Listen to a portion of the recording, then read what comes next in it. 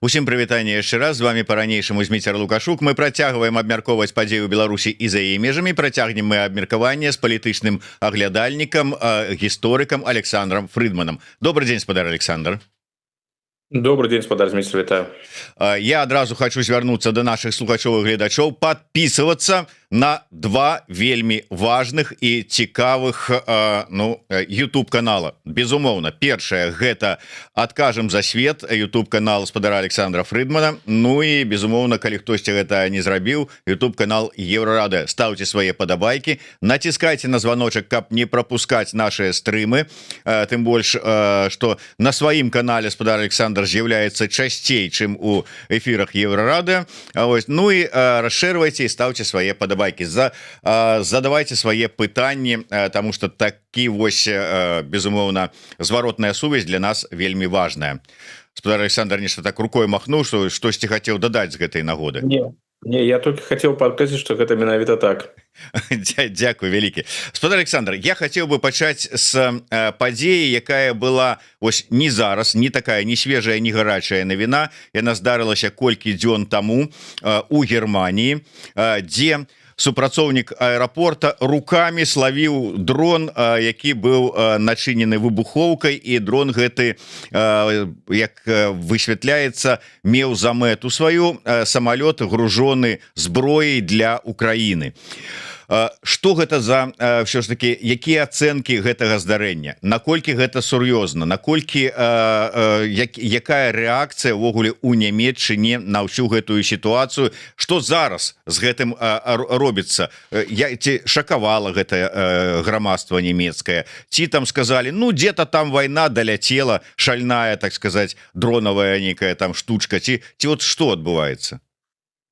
Ну, калі ўзяць акалічнасці ўсёй гэтай гісторыі, то там, канешне, з'яўлялася супярэчлівая інфармацыя, напрыклад, наконт зброі, ці быў насамрэч, ці была зброя у гэтым самалёце, ці не было. Спачатку была інфармацыя, што была, потым яе абверглі. Што тычыцца кіроўцы, ну, ён адыграў пэўную ролю, ну, наколькі яна там насамрэч была, як ён гэта рабіў, там таксама пакуль супярэчлівыя ідуць дадзеныя. Ну, гэта не так важна, гэта насамрэч толькі акалічнасці ў гэтай справе. Што тычыцца палітычнага ўплыву? Ну, канешне, гэта адна з галоўных тэмаў па-ранейшаму у Германіі. Абмеркаванне працягваецца. Усё ж такі тут зараз зразумела, што хаця і да акцыі сабатажу ў поўным сэнсе гэтага слову і не дайшло, але ўсё ж такі спроба была, і тут высвятляюцца ўсё новыя і новыя акалічнасці, ну і задаюцца лагічныя пытанні. Хто гэта зрабіў, навошта гэта было зроблена? Учора, напрыклад, была дадатковая інфармацыя ад каналаў ВДР і НДР і выдання Süddeutsche Zeitung. Там яны сцвярджаюць, спасылаючыся на свае крыніцы вакол следства, што пануе меркаванне, ну і прынамсі тая інфармацыя, якая ўжо атрымана, і вось тыя папярэднія вынікі расследавання паказваюць, што хутчэй за ўсё ёсць сувязь з Расіяй. Прычым такая фармулёўка досыць абстрактная, пакуль не зразумела, што азначае гэта сувязь з Расіяй. Ну, сцвярджаецца, што сляды вядуць менавіта ў рэшце рэшт у Расійскую Федэрацыю. Ці здзіўляе гэта? Ну, не здзіўляе. Ну, гэта самы такі чаканы варыянт. Вось, якія будуць наступствы, пакуль пытанне адкрытае, бо афіцыйнай заявы з абвінавачаннямі Расійскай Федэрацыі не было. Я нейкіх сур'ёзных наступстваў, такіх радыкальных, не чакаю. Як падтрымлівалі Украіну, так і будуць падтрымліваць. Магчыма, будуць у дачыненні да Расіі нейкія дыпламатычныя наступствы. Ну, можа, пэўная колькасць расійскіх дыпламатаў у рэшце рэшт будзе выслана з Германіі, калі насамрэч будзе такое афіцыйнае абвінавачанне. Напэўна, можа Германія санкцыянаваць дадатковыя санкцыі супраць Расіі. Вось у такім напрамку. То бок на нейкую радыкальную эскалацыю тут чакаць яе не трэба. Я б не чакаў, напрыклад, што вось калі высветліцца, што гэта адбылося, федэральны ўрад прыме раптам рашэнне паставіць, напрыклад, тыя ж ракеты Таурус у краіне. Гэтага гэтага не адбудзецца, конечно, відавочна не адбудзецца. Ідзе адначасова таксама меркаванне наконт рэформаў дзейнасці нямецкіх спецслужбаў, бо насамрэч нямецкія спецслужбы ў сваёй дзейнасці яны вельмі абмежаваныя парламенцкім кантролем, абмежаваныя тым, што ім дазволена рабіць на тэрыторыі праціўнікаў, што нельга рабіць. Ну вось зараз, напэўна, кампетэнцыі і магчымасці для спецслужбаў будуць пашырацца. Прынамсі, ёсць інфармацыя, яна была ўжо ў прэсе, што федэральны ўрад плануе ўнесці адпаведныя змены, змяніць, ну, потым урад і парламент, конечно, зразумела, такая працэдура, што будуць зроблены адпаведныя змены, ну і тады магчымасці для працы нямецкіх спецслужбаў пашырацца. Ну, тое, што зараз абмяркоўваецца, напрыклад, вельмі такі сцэнарый, які абмяркоўваецца, што рабіць, напрыклад, што можа зараз рабіць Германія ў тым выпадку, калі яна ведае, што на тэрыторыі Расіі, напрыклад, на тэрыторыі Расіі знаходзіцца нейкае прадпрыемства, у якім дзе вырабляюцца тыя ж дроны, якія потым выкарыстоўваюцца для рознага кшталту аперацый супраць Германіі. У сённяшніх умовах нічога не можа зрабіць, но толькі адпаведныя нямецкія спецслужбы, знешняя разведка можа шукаць і збіраць інфармацыю наконт гэтага прадпрыемства. А вось нешта насамрэч зрабіць, напрыклад, там кібератаку на гэтае прадпрыемства альбо нешта ў такім накірунку, гэта пакуль заканадаўствам забаронена. Тыя змены, якія запланаваны, но яны пашыраць магчымасці і кампетэнцыі.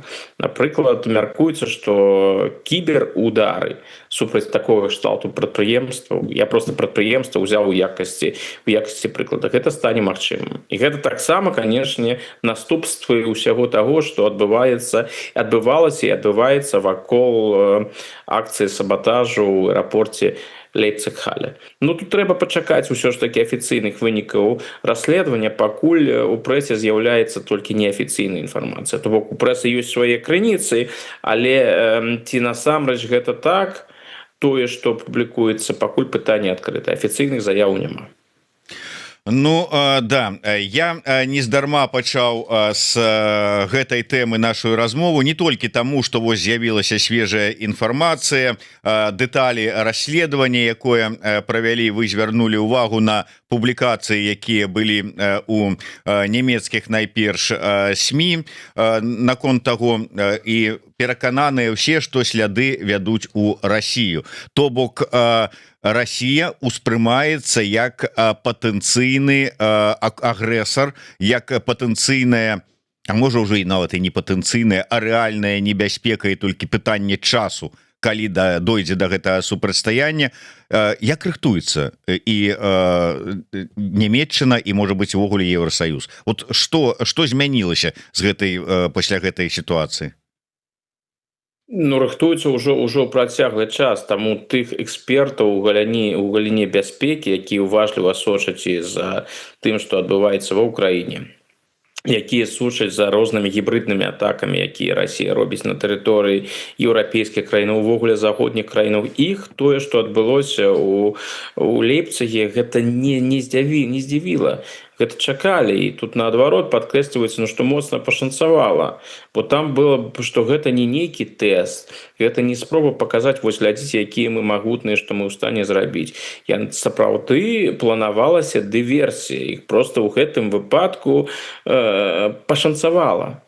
Гэтым выпадку пашанцавала, але магло і не пашанцаваць, тады былі б наступствы, хутчэй за ўсё, гэты самалёт, а можа іншыя былі бы знішчаны, маглі загінуць людзі. Так што тыя, хто планаваў гэтую дыверсію, хто яе падрыхтаваў, хто даў зялёнае святло на яе правядзенне, яны дакладна ведалі і ішлі на гэты крок. І тут якраз таки ўзнікае пытанне, ну, хто прымаў гэтыя рашэнні ў рэшце рэшт? Гэта палітычнае кіраўніцтва Расіі, ці быў аддадзены загад асабіста Владзімірам Пуціным, альбо гэта такая ў пэўным сэнсе самадзейнасць у вукосе расійскіх спецслужбаў. Усё пакуль пытанне адкрытае, але вельмі важнае для таго, каб зразумець, што адбылося і адбываецца. Кожны раз, калі ідуць такія атакі, калі збывае такія здарэнне адбываецца, пачынаецца дыскусія, ці падрыхтаваныя тыя ж самыя еўрапейскія краіны да вось такога кшталту выклікаў. Ну, што показала гісторыя ў Лейпцігі, не падрыхтаваны. Нягледзячы на тое, што шмат кажуць пра тое, што тут трэба і адсочваць, і далей працаваць у накірунку распрацоўкі дронаў і змагання з выкарыстаннем дронаў. Ну, тут шмат добрых слоў было выказана, але вось практычных вынікаў, канкрэтных вынікаў, які б дазвалялі такія гісторыі, як гэтая зараз прадухіліць, ну, пакуль так не выглядае. Так што можна зрабіць выснову, што праца ідзе, канешне, праца ідзе, но праца ідзе, відаць, вельмі марудна, і тыя выклікі, з якімі зараз маюць справы розныя заходнія спецслужбы, яны проста выходзяць на якасна новы ўзровень, і змагацца з гэтым будзе ўсё больш цяжка. І тут, канешне, узнікае пытанне, ці гэта эскалацыя. Так, гэта эскалацыя. Гэта крок эскалацыі. Але што будзе далей? На якія яшчэ крокі гатова пайсці, магчыма, Расійская Федэрацыя? Гэта ўсё адкрытыя пытанні. То бок сцэнарый, як трэба рабіць, што трэба рабіць у розных сітуацыях, яны ёсць. Але вось канкрэтных мераў, канкрэтыка, якая б дазволіла нешта такое прадухіліць, ну, як мы пабачылі, у Лейпцігі выглядае ўсё не самым добрым чынам. Я прыгадываю, як, скажем так, штосьці рабіла, скажем так, у адказ на агрэсію России Украина, нейкія дзеянні прымала, і з Кремля выходзіў Пясковы, рассказываў: так, вот тут вот чырвоная лінія, не дай бог, вот Украина перайдзе, будзе страх і жах, просто вот все будзе, вот все. Потым Украина рабіла тое, что там страх і жах, і неяк маляваліся новыя чырвоныя лініі, потым яны ўжо там станавіліся не чырвоныя, нейкія карышлівыя ці яшчэ якога колеру, а Украіна ўсё рабіла і рабіла. Такое адчуванне, што і у дадзеным выпадку у гэтым супрацьстаянні і чырвоных лініях паміж НАТО, там, Захадам, Еўрасаюзам і Расіяй адбываецца тое ж самае. Вот калі Расія вот эскалуе вот так вот, то тада ўжо мы покажем. Тут уже зараз тебе дроны лётаюць, уже не кажам про тое, что там самолеты парушаюць паветраную прастору, с караблі неяк там парушаюць. Тут вот тебе дроны, конкретная дыверсія. І што? І неяк так пасоўваюцца чырвоныя лініі некуды ў іншае месца? Ну, калі ўзяць Украіну і тыя чырвоныя лініі, якія вымалёўвала Расійская Федэрацыя, то Украіна кожны раз паказвала, што гэтыя лініі абсалютна нікчэмныя. І Украіне было важна прадэманстраваць, што яны там шмат размаўляюць пра ядзерную зброю, пра эскалацыю, іншае. Вось глядзіце, мы гэта зрабілі. І ніякой рэакцыі сур'ёзнай не было. І вось гэта мы зрабілі. Ну, яны там по Москве нешта кажуць, но ўсё роўна ніякіх такіх новых якасных выхада на вайны на новы якасны ўзровень усяго гэтага не адбылося. То бок Украіна сваімі паводзінамі імкнецца захаду прадэманстраваць, што не трэба ўспрымаць словы Москвы ўсур'ёз. І пакуль я б не сказаў, што гэта так добра атрымліваецца. Бо кожны раз, калі ідуць нейкія пагрозы з боку Москвы, у Еўропе адразу пачынаецца гэтая дыскусія. А можа, на гэты раз яны насамрэч сур'ёзна. І гэтыя маскоўскія пагрозы, яны ўплываюць. І зараз у гэтым выпадку з Лейпцигам ситуация відавочная. Тут нямецкім уладам трэба знайсці нейкі кампрамісны варыянт, які прадэманстраваў бы Расіі, што Германія настроена рашуча, каб мне гэта больш не паўтаралася. А з іншага боку, яны не жадаюць ісці да прамога канфлікту з Расіяй. Ён еўрапейцам, у тым ліку немцам, не патрэбны. Ну, так вось знайсці тое, што сапраўды у Расіі зразумеюць і будуць паводзіць сябе інакш, і адначасова не ісці на асаблівую эскалацыю, гэта вельмі складана, но амаль немагчыма. Акрамя таго, канешне, пралічваюцца наступствы. Ну, можна абвінаваціць Расію. што яшчэ на мінулым тыдні была пра гэта размова. І напэўна, калі міністр унутраных справаў Германії Александр Добрынд выйшаў на прэс-канферэнцыю, даў першыя ацэнкі, чакалі, журналісты чакалі ад яго, і былі інсайды пра тое, што ён абвінаваціць Расію. Ён гэта не зрабіў. Ну, з майго пункта гледжання лагічна, што не зрабіў, бо адразу узнікае пытанне: ну ты Расію абвінаваціў, а што далей? Што скажуць яны ў Маскве? Яны скажуць, што лухта, нічога такога не было. Дзе вашы доказы? А ці ёсць у распаражэнні нямецкай юстыцыі доказы, якія на 100% можна выкарыстаць, каб даказаць рускую віну Расійскай Федэрацыі? Альбо адносіны, альбо тое, што Расія да гэтага спрычынілася. Я думаю, што з гэтым цяжка, бо тыя людзі, якія працуюць над такімі аперацыямі ў Расіі, гэта прафесіяналы. Яны ведаюць, як запутваць сляды. Яны ведаюць так, як можна працаваць праз трэціх асобаў. Яны ведаюць, як працаваць можна так, чтобы даказаць віну і нейкую удзел Масквы было вельмі цяжка. Так што, напэўна, такіх доказаў на дадзены момант няма.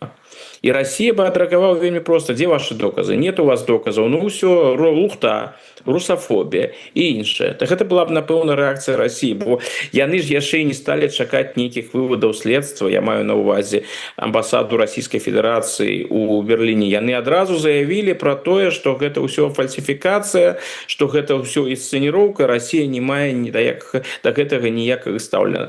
Ну да ладно, гэта рэакцыя Расіі, гэта ўсё другаснае. Добра, абвінаваць Расію. Ну а што далей з гэтым рабіць? Ну як на гэта адказваць?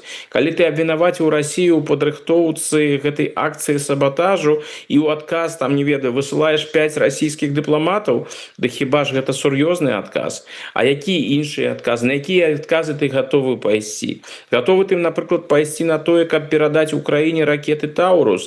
Не гатовы пайсці на гэта. Ёсць іншыя крокі па эскалацыі, на якія Германія не гатовая пайсці.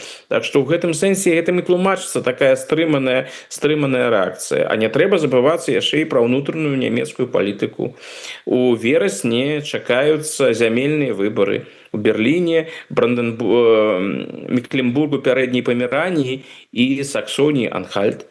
Саксонія-Анхальт, Мекленбург, Пярэдняе Памеранія — гэта ўсходнія землі. Ну, у Берліне там трошкі іншае палітычнае становішча. А што тычыцца Саксонії-Анхальт і Мекленбурга, дык там упэўнена перамагае альтэрнатыва для Германіі. У Саксоніі-Анхальту ёсць рэальны шанец атрымаць абсалютную большасць, сфармаваць урад.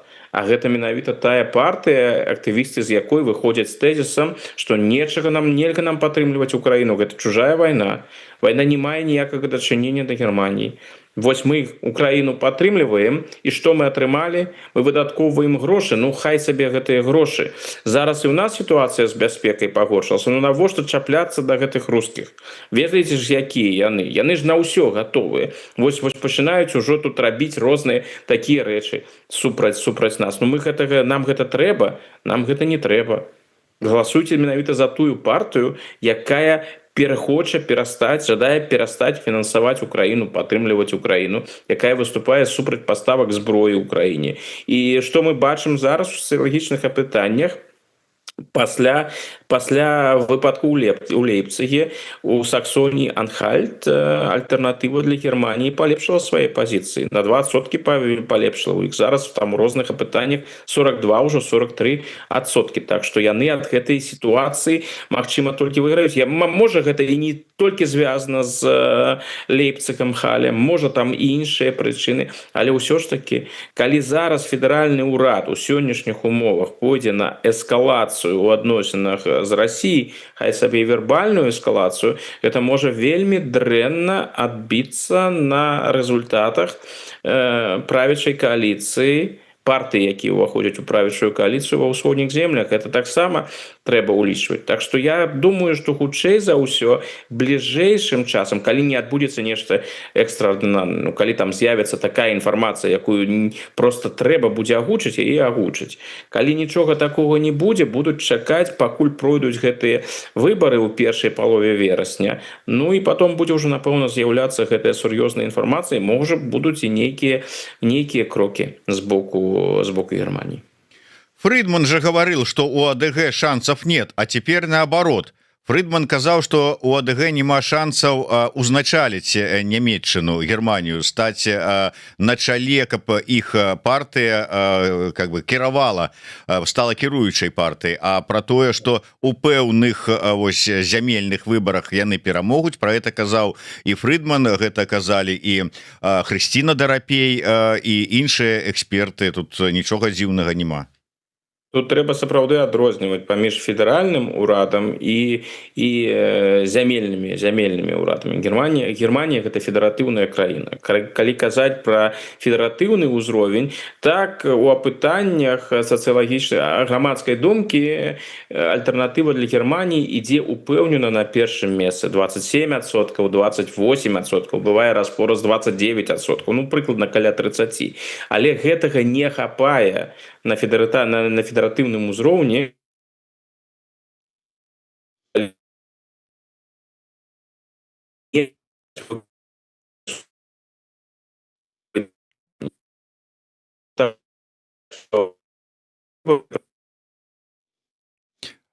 Прападае спадар Александр.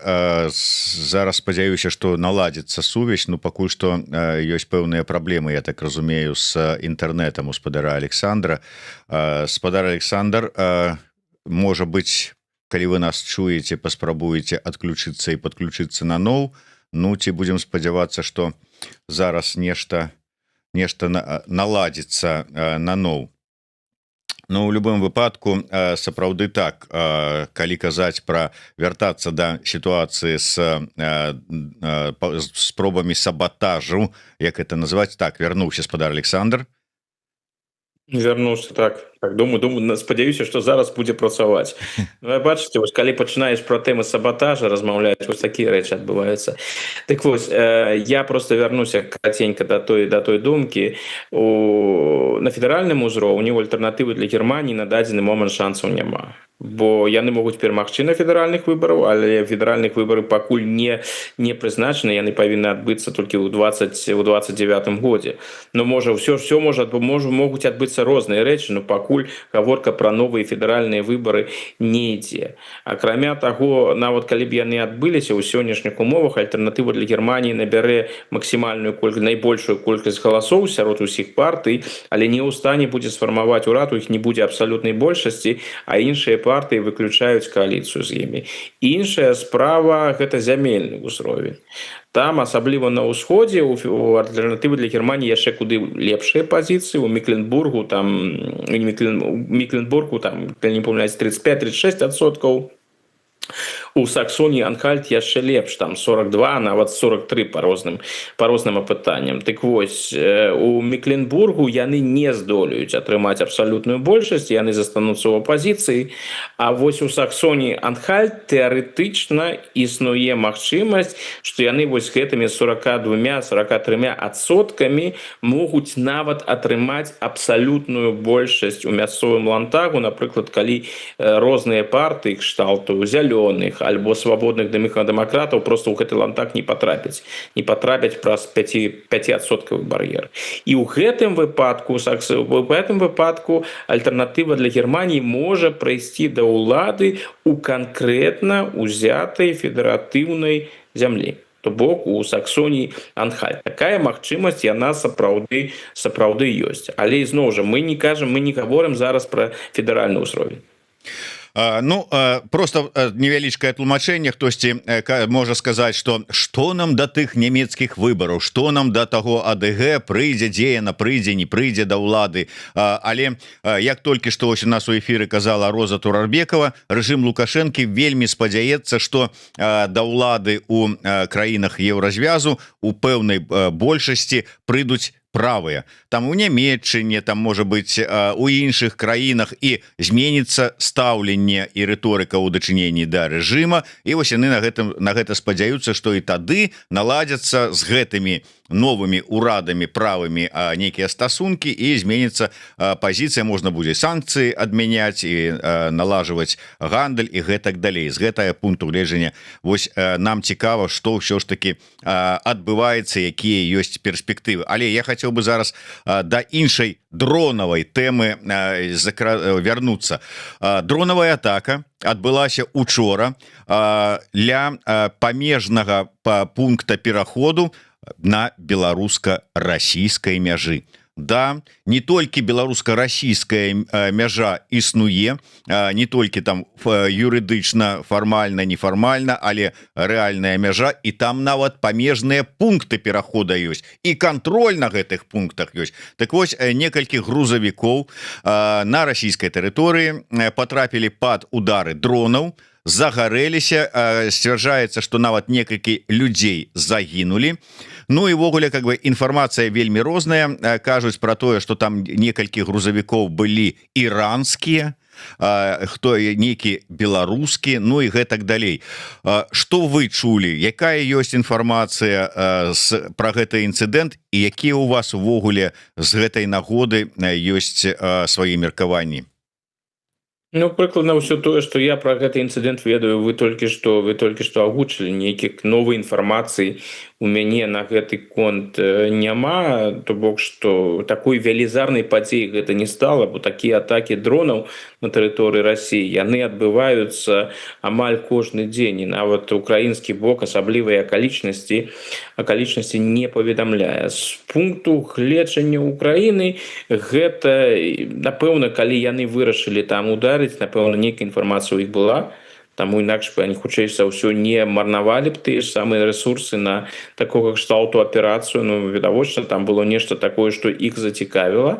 Што тычыцца беларуска-расійскага памежжа, то з пункта гледжання Украіны, хаця я не думаю, што это такі галоўны фактар, але можа ў нейкай ступені улічваецца. Гэта мае нейкі палітычны эфект, у тым сэнсе, што ударылі па Расіі, што яны без гэтага робяць, ну паколькі гэта памежжа і побач з беларускай мяжой, то адпаведны сігнал атрымалі і беларускія ўлады. Ну, тэма ж патрапіла ў беларускую інфармацыйную прастору, як незалежныя медыа, мне падаецца, дзяржаўныя таксама раз-пораз звярталіся да гэтай тэмы. І гэта дазваляе Украіне яшчэ раз актуалізировать тэму вайны і тэму магчымага уцягвання ў вайну на беларускім напрамку. Там же ва Ўкраіне сістэматычна з'яўляецца розная інфармацыя, якая з інтэрпрэтацыямі пра тое, што вось Беларусь рыхтуецца да вайны. Альбо Украіна рыхтуецца да таго, каб абараняць агрэсію з тэрыторыі Беларусі. Такім чынам, гэта свайго кшталту таксама элемент псіхалагічнай вайны. Я просто дазволю сабе прыклад прывесці. Мне падаецца, некалькі дзён таму у нямецкім журнале «Шпігель» выйшаў артыкул пра тое, як Украіна абсталёўвае мяжу з Беларусю. Ну, там адна з тэмаў была, як яны рыхтуюцца на ўсялякі выпадак, калі зноў будзе наступленне праз тэрыторыю Беларусі, праз чарнобыльскія раёны ў напрамку Кіева. Ну, зразумела, журналісты «Шпігеля», яны працавалі на украінскай тэрыторыі, яны там гэта ўсё распавядалі і зрабілі выснову, што Украіна, ну, скажем так, не выключае таго, што магчыма новая агрэсія з тэрыторыі Беларусі, яны рыхтуюцца да гэтага. Гэтую ж навіну, гэты матэрыял адразу падхапілі розныя украінскія тэлеграм-каналы, і гучала гэта прыкладна так, што вось будзе агрэсія з беларускай тэрыторыі, Украіне трэба рыхтавацца. А паколькі гэта так прагучала ва украінскай інфармацыйнай прасторы, ну гэта і ўвайшло і ў беларускую інфармацыйную прастору. То бок тэма вайны такім чынам яна пастаянна ў беларускім кантэксце прысутнічае. Я вось тут тады звярнуся да тэмы чырвоных ліній, але ў дадзеным выпадку чырвона-зялёнай лініі. Таму што мы шмат таксама чулі, што хоць Украіне вельмі не падабаецца, што беларускія прадпрыемствы, беларускія НПЗ працуюць на расійскую ваенку, што і да гэтага часу ёсць вайсковыя аб'екты расійскія на тэрыторыі Беларусі. Это яшчэ нават да з'яўлення інфармацыі пра рэтрансляторы. Это ўсё казалася, але Украіна не будзе ніякім чынам там наносіць удары, там ці яшчэ што-небудзь рабіць на тэрыторыі Беларусі, бо не патрэбны яшчэ адзін дадатковы фронт, не патрэбная эскалацыя, ну і ўсё так далей, мы ўсё ведаем, што там не патрэбна. Але вот гэта ну как бы конкретная і можа быть наўмысны удар по гэтых грузавіках побач менавіта с вот этим пунктам пропуска на беларуска-расійскай мяжы, что і прыцягнула увагу. Можа быть гэта намёк на тое, что ну как-то вот чырвона-зялёныя гэтыя лініі становятся ўсё больш празрыстыя і тонкія, і что хутка яны могуць порвацца для украінскіх удараў. Я, шчыра кажучы, не ўпэўнены ў тым, што гэта было нанесены, гэты удар быў нанесены адмыслова вось там, каб нейкі даслаць месседж Лукашэнку. Хутчэй за ўсё нейкі месседж Лукашэнку гэта такі дадатковы момант. Па-першае, калі яны вырашылі гэта зрабіць, ну напэўна там была нейкая мэта, быў нейкі аб'ект, які яны жадалі патрапіць, альбо была проста магчымасць гэта зрабіць. Тое, што гэта зроблена ў памежы, дае гэтаму дадатковы эфект. Так што беларускія ўлады жадаюць яны гэтага ці не жадаюць, але яны, я думаю, увесь час разважаюць на гэты конт, што можа быць на тэрыторыі Беларусі, калі Беларусь будзе паводзіць сябе такім чынам, што ў Украіне гэта не спадабаецца. Вось. У Украіны на дадзены момант такога інтарэсу і цікавасці да эскалацыі няма. І я думаю, што гэта прагматызм. Так хутчэй пытанне, ну што, ну можна, я думаю, што тэхнічныя магчымасці да розных удараў па тэрыторыі Беларусі ў іх ёсць. Пытанне хутчэй у тым, а што гэта прынцыпова дасць? Ці палепшыць гэта нейкім грунтоўным чынам сітуацыю для Украіны, альбо будзе больш праблемаў. Акрамя таго, не трэба забывацца, што ёсць яшчэ і знешнія фактары. Хіба ж зацікаўлены еўразвяз у тым, каб вайна пашырылася на тэрыторыю Беларусі? Не зацікаўлены, бо гэта пагаршае сітуацыю з бяспекай ва ўсёй Еўропе. Ці зацікаўлены Злучаныя Штаты у тым, каб баявыя дзеянні пачаліся на тэрыторыі Беларусі, альбо Беларусь была больш актыўна ўцягнута ў гэтую вайну. Хутчэй за ўсё таксама не зацікаўлены, бо яны працягваюць свае кансультацыі з рэжымам Лукашэнкі. І ўсе гэтыя фактары, усе гэтыя еўрапейскія фактары і амерыканскі фактар Украіне прыходзіцца улічваць. Гэта не тое, што яны там баяцца Лукашэнкі. Не, я думаю, што тут сапраўды ідзе разлік. На дадзены момант он ёсць такі, вось ён выглядае так, што не мае сур'ёзнага сэнсу для Украіны гэта рабіць. Ну, сітуацыя можа у любы момант змяніцца. Гэта ведаюць у Кіеве, гэта ведаюць таксама ў Мінску.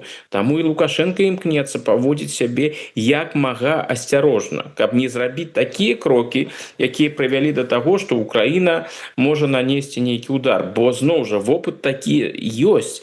Для гэтага проста дастаткова пасачыць, што адбываецца зараз на тэрыторыі Расіі, што адбываецца ў Чорным моры. Можна паглядзець на тое, што адбываецца ў той жа Афрыцы, дзе Украіна супрацоўнічае з рознымі ворагамі і праціўнікамі Расійскай Федэрацыі. Калі ты бачыш, якія ёсць у Украіны магчымасці, і пачынаеш разумець, што гэтыя тыя магчымасці, якія ёсць, яны могуць быць выкарыстаны, і я думаю, з пункта гледжання Зеленскага з задавальненнем маглі быць выкарыстаны супраць Лукашэнкі і супраць Беларусі.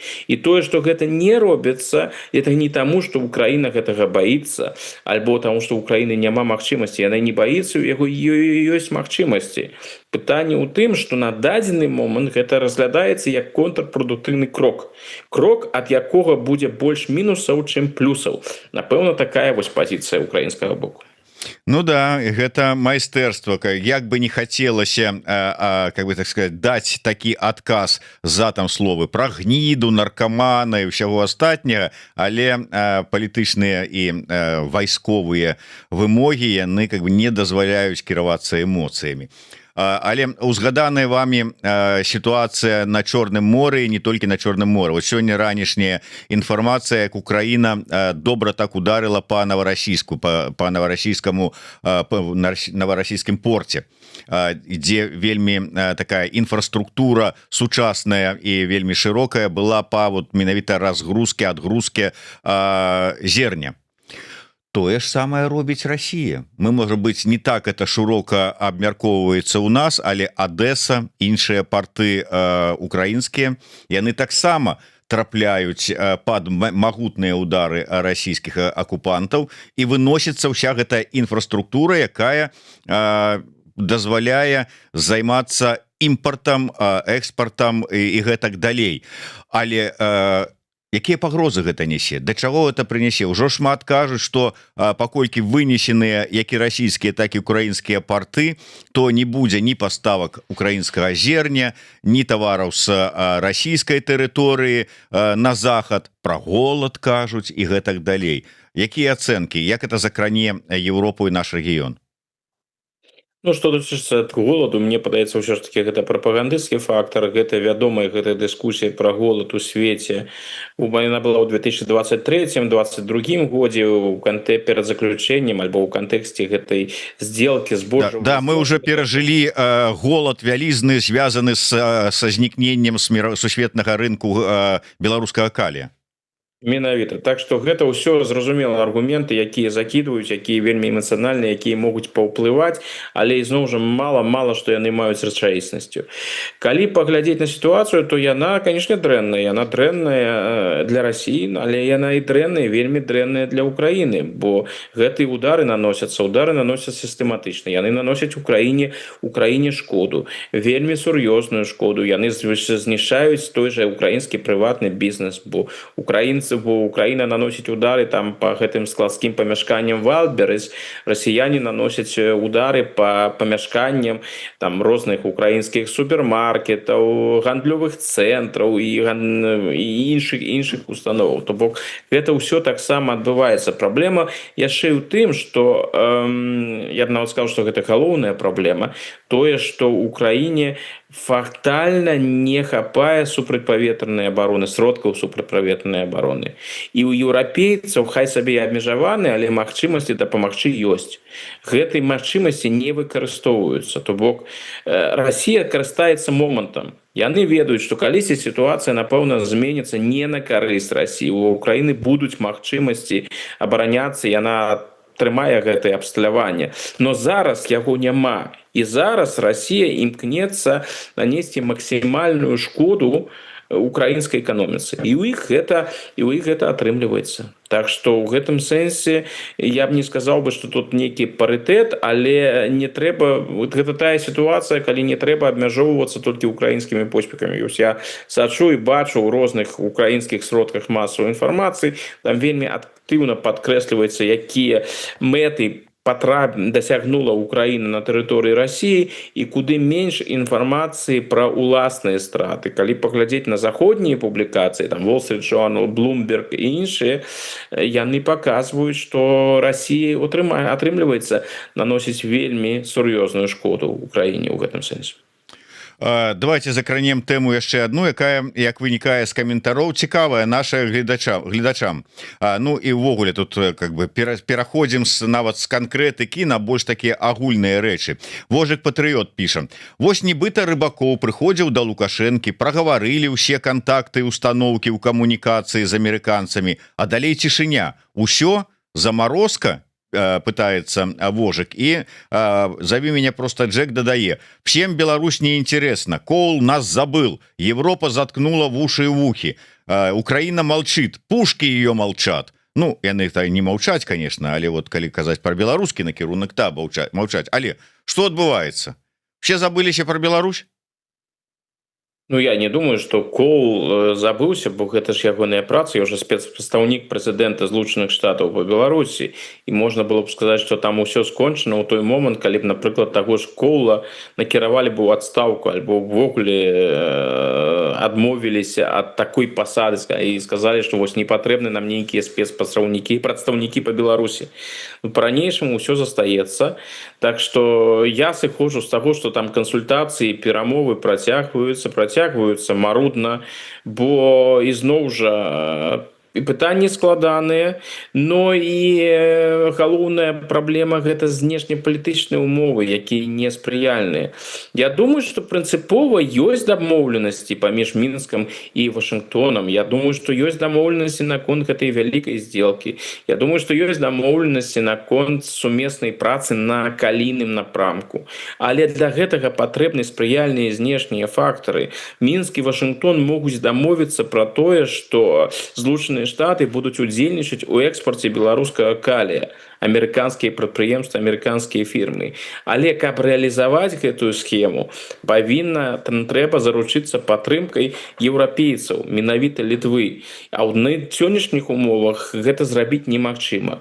Ну, зрабіць немагчыма, значыць, і няма поспехаў. Так што ў іх проста, я думаю, што яны па-ранейшаму кантактуюць, абмяркоўваюць, но няма рэальных магчымасцяў, каб гэтыя дамоўленасці, пра якія магчыма паміж імі былі, каб іх рэалізаваць. Вось і ўсё. А што тычыцца Европы, дык для Европы на дадзены момант Беларусь не з'яўляецца прыярытэтам, ўжо пэўны час не з'яўляецца прыярытэтам. Прыярытэт іншы, прыярытэт вайна ва ўкраіне. Прыярытэт гэта міграцыйны крызіс. І якраз такі ў кантэксце міграцыйнага крызісу Беларусь раз по раз, ўсё звязанае з Беларусю абмяркоўваецца. Вось тыя тунэлі, напрыклад, якія знаходзяць то на мяжы з Літвой, цяпер на мяжы з Латвіяй. І таму, калі гэта інфармацыя з'яўляецца, адразу ідуць разважанні ў розных еўрапейскіх выданнях, што нас чакае, што мы пабачым новую Сеуту на мяжы паміж Латвіяй і Беларусю. І гэтак далей. Так бок я б не сказаў, што беларускай тэмы няма. Беларуская тэма, яна прысутнічае, но яна не з'яўляецца прыярытэтнай. Я хацеў бы вось ізноўку вярнуцца да гэтага пытання, якое мы з вами абмяркоўвалі. Вы зараз самі сказалі, вот ёсць дамоўленасці ўжо ў Вашынгтона з Мінскам, знятыя нейкія санкцыі, але далей гэты працэс не ідзе, таму што стаў, як кажуць, рогам Еўрасаюз і не хоча ісці на сустрач, на угоду там Вашынгтону, Мінску здымаць нейкія санкцыі свае, ісці на саступкі і гэтак далей. Андрэй Казакевіч перакананы, што пакуль вайна працягваецца, пакуль няма хаця б там некае перамір'е, ні на якія саступкі ў гэтым накірунку Еўрасаюз не пойдзе. То бок атрымліваецца перспектывы да вот гэтай умовы з заканчэння нейкай вайны у любым фармаце і нейкіх перспектываў у далейшых пашырэннях ці аднаўленнях ці развіцця трэку Вашынгтонска-мінскага няма? Ну, я б с Андреем прынцыпова пагадзіўся бы у гэтым выпадку. І тут же давайте паглядзім просто з пункта гледжання еўрапейскага. Ну, добра, стасункі са Злучанымі Штатамі, калі прыходзіць прэзідэнт Трамп і кажа, вось у мяне ёсць праект, у якім я зацікаўлены, тут еўрапейцам сапраўды цяжка. Но гэта толькі адзін бок. Тут же зразумела, што бенефіцарам ад калійнай здзелкі будзе і Лукашенко. Ну, хіба ў сённяшніх умовах, калі вайна ва ўкраіне працягваецца, Расія ідзе шляхам эскалацыі, рэжым Лукашэнкі Расіі дапамагае, што хіба гэта тая сітуацыя, у якой Еўразвяз кажа, ну нічога, ну хай Лукашенко заробіць. Ну, мы не супраць, хай Лукашенко бы зарабіў там нейкія грошы у супрацоўніцтве з амерыканцамі. Ну, гэта выглядае нерэалістычна. Абсалютна. Супраць Беларусі прымаюцца новыя санкцыі. Ну, які в умовах санкцыі, якія прымаюцца, пра якія там нейкую размарозку можна тут казаць. Былі спадзяванні Лукашэнкі відавочна, што амерыканцы вырашаць за яго праблемы на еўрапейскім напрамку, што бок зробіць так, што еўрапейцы пачнуць з ім так размаўляць, як гэта робяць Злучаныя Штаты, будуць карыстацца амерыканскім вопытам. Гэтага не адбылося. Я ўсё ж таки прытрымліваюсь пункта гледжання, што адносіны не спыняюцца. Я мяркую нават, што беларускі бок будзе і далей укладвацца ў гэты працэс, бо ён для беларускага боку, для Лукашэнкі куды больш важны. Ну, там Трамп, канешне, можа нейкія прыгожыя словы Лукашэнку сказаць, но, як мы бачым, сустрэча з Лукашэнкам таксама для Трампа прыярытэтам не з'яўляецца. І ўвогуле гэты беларускі напрымак не з'яўляецца прыярытэтным. Так што гэта Мінску трэба клапаціцца пра тое, каб амерыканцы не страцілі ўвагу і жаданне працаваць на беларускім напрамку. І з гэтым я звязваю пэўныя надзеі. Я не выключаю, што Лукашэнку для таго, каб амерыканцы не страцілі цікавасць для Беларусі, трэба будзе нешта зрабіць. Па прынцыпу, ну не можам зрабіць вялікую здзелку, на якую замахнуліся. Ну давайте зробім нешта традыцыйнае, каб паказаць усё ж такі, як Лукашенко сам у размове з Арбаковым падкрэсліваў, што стасункі застаюцца, што там ніхто ў гэтай гісторыі не скончыў. Што ён можа зрабіць у сваю чаргу? Ён можа вызваліць палезняволеных. Гэта самае простае, што ён можа зрабіць. Тут пытанне, вызваліць проста так? Может скласціся такая сітуацыя, што вызваліць просто так, каб яшчэ раз паказаць, што ён жадае супрацоўнічаць з амерыканцамі. З гэта ж пачалася, ён жа вызваляў спачатку просто так, нічога не атрымліваючы, ну кроме гэтых візітаў. Гэта ўжо потым пачаліся гэтыя абмены. Яны санкцыі адмяняюць, Лукашенко вызваляе палітзняволеных. Ну зараз можа атрымаецца дамовіцца, альбо амерыканцы здымаюць нейкія касметычныя санкцыі, вызваляюць за гэта палітзняволеных, альбо ўвогуле гэта будзе пададзена як такія гуманітарная акцыя. Вось у знак пашаны і павагі прыязнага стаўлення да прэзідэнта Трампа Александр Лукашенко вырашыў зрабіць тое, пра што яго прасілі амерыканскія ўлады, вызваліць там таго-то, таго-то і таго-то. Ну такой варыянт развіцця падзеяў я не выключаю, я нават спадзяюся на яго. Ну таксама спадзяюся, паглядзім што будзе, тому что чым далей тым менш как бы нейкіх таких пазітыўных і аптымістычных спадзяванняў, бо кажуць што што наўзамен і якая перспектыва. Ну і да, безумоўна, на такіх умовах вызваленне адных не азначае што спыняцца рэпрэсіі і безумоўна азначае, што на іх месца прыйдуць новыя. Что вельмі сумна. Ну тым не менш будем назіраць за падзеямі. Дзякуем і Александру Фрыдману. Яшчэ раз нагадываю всім пра яго YouTube канал «Адкажам за свет». Спасылачка ёсць у нас у апісанні да гэтага стрыма. Заходзьце, подписывайтеся, глядзіце, расшэрвайце, калі для вас гэта бяспечна. Ну і не забывайте пра YouTube канал Еўрарада. Да сустрэчы, жыве Беларусь. Жыве.